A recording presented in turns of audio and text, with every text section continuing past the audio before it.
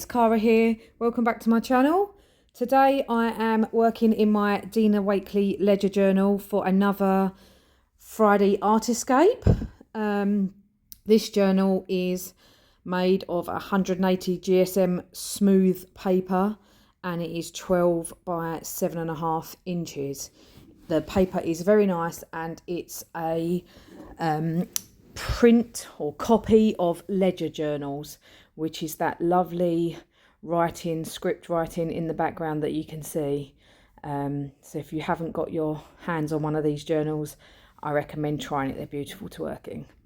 Anyway, I have a few images from Collage Soup, the journal Girly book, which I'm going to be incorporating into this page today.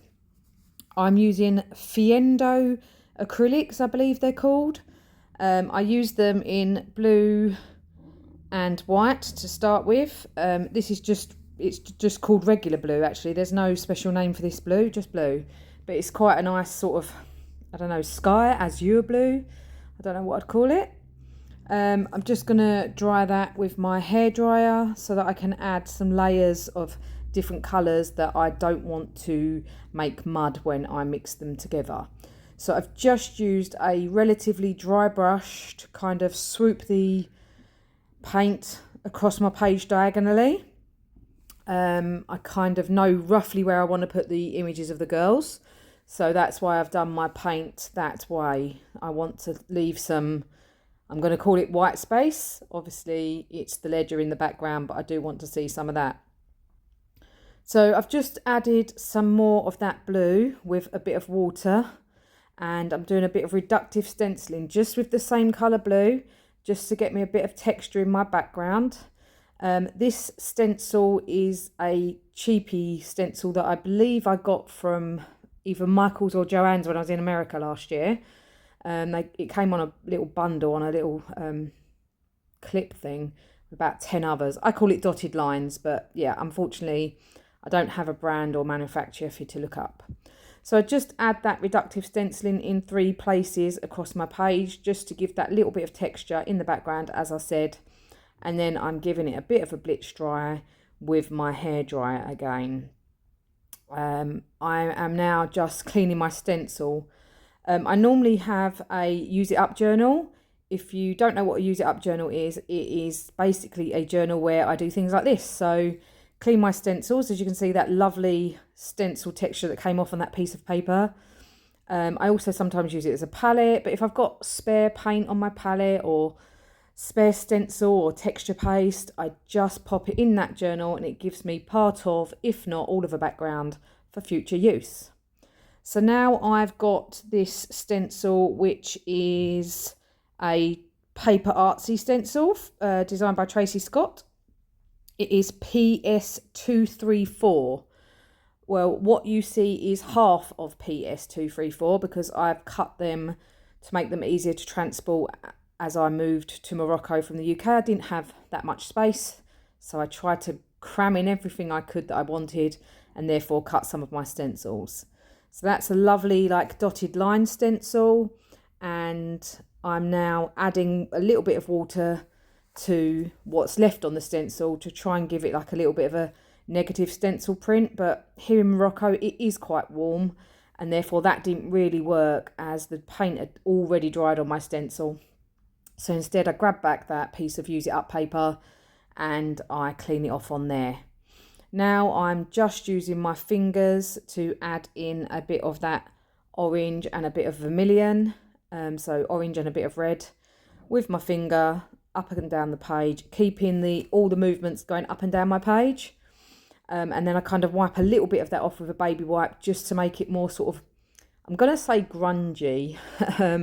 So yeah, so I do that in 5 patches, I believe. Yep, with the vermilion, then with the orange, and now I'm going in with a little bit of yellow as well to kind of lighten that a little bit more. And again, over the top, just with my baby wipe, taking off a little bit of that excess paint, giving it that grungier look before I dry it.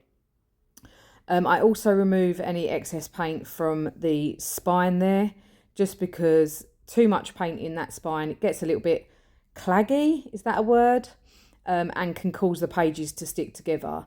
The paints here in Morocco are quite plasticky and they do tend to stick. I've actually bought myself a spray sealer, but in the spine, I just try to avoid getting too much paint.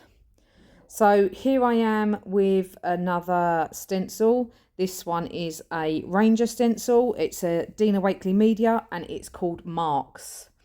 So again, I've just mixed up a little bit of purple and I'm doing the reductive stenciling technique.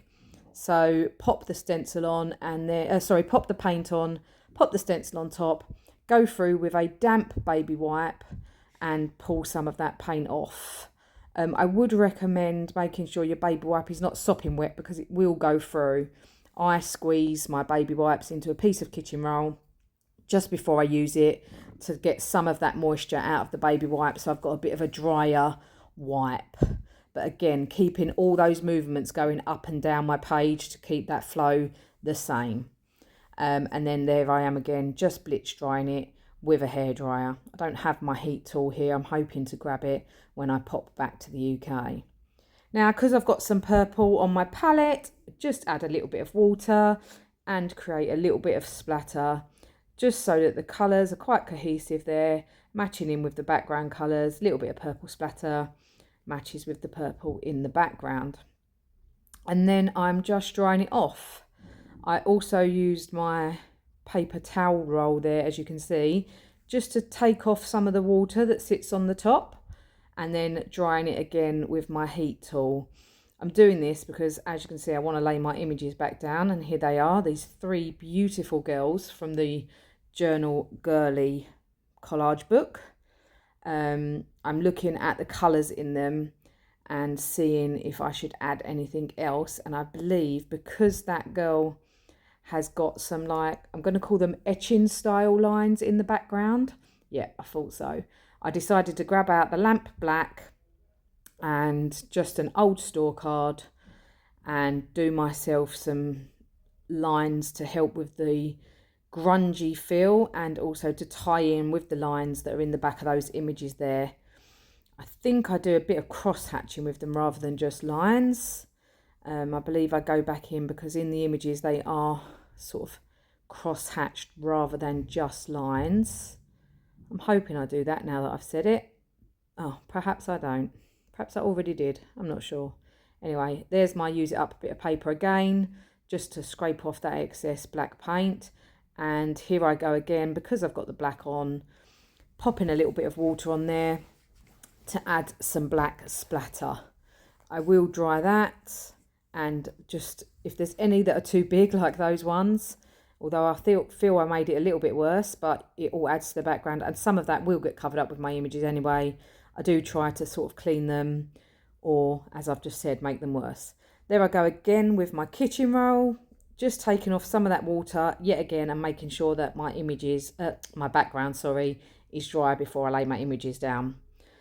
So these girls are quite striking. I really like them. I cut them out and left the black dotted border around them, and then decided that I'd rather have a smushy border.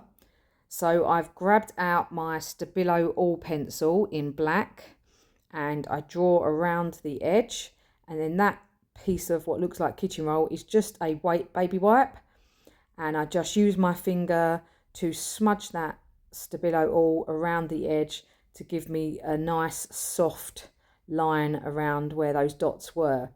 You could cut those dots off if you felt to. At the time I thought I was going to leave them on, but then, as I said, I've obviously decided I wanted a full line. So here I am just drawing around the last one, and again I'll go in with my baby wipe and my finger just to smush that round, and it gives it that nice soft edge, which you'll see better in the close-up at the end. And here I am just arranging where I want these girls to be. So the Journal Girly book is an amazing book. There's so many great faces and images to use in that book. They are available on the website collagesoup.com and also on Amazon, so they are easy to get. I got this as an actual physical book, but I do believe all her books are available as digital downloads. I've purchased quite a few ebooks, and yes, then you can obviously print what you like, when you like, You can even resize them if you like, which I have done in the past. So I don't like to stick across the middle of the page that much. However, with 3 images, obviously one of them's got to go there. So I try not to get it to go through her eye and slightly off center. I also fold my page where I'm going to stick first. It does help when sticking across the center of a page. Then I stick my 3 girlies exactly where I want them. I use a piece of kitchen roll over the top of my images just to help me burnish them down onto the page, just in case I've got, you know, paint or ink or something on my hand. I've been burned by this before and smushed my image onto my page with my hand and left a great big black streak down a face or something like that because I haven't realised and it's on my finger. So yeah, just a bit of kitchen roll over the top. Then I realised there is some pink in the flowers of the girl's hair at the bottom and a little bit more sort of pinky tones in the other girl, which is the top one as well. So I grab a pink, which is, it's actually magenta, excuse me, but, excuse me, oh gosh.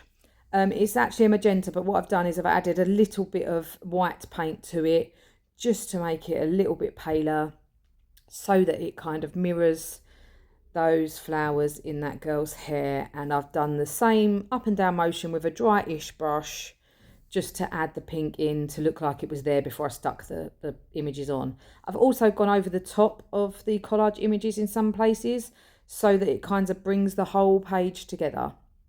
I don't want them look like they're just stuck on top. So now I'm using one of my favourite stamps. It is again a paper Artsy designed by Tracy Scott, and it is from TS065 and it's a script stamp. And then this one is my very favourite stamp, my most used in everything I do. I use this stamp. This is also a Tracy Scott. It's one of her minis. It's TSM01 and it is tiny dots, and yes, I use it in nearly every project I do.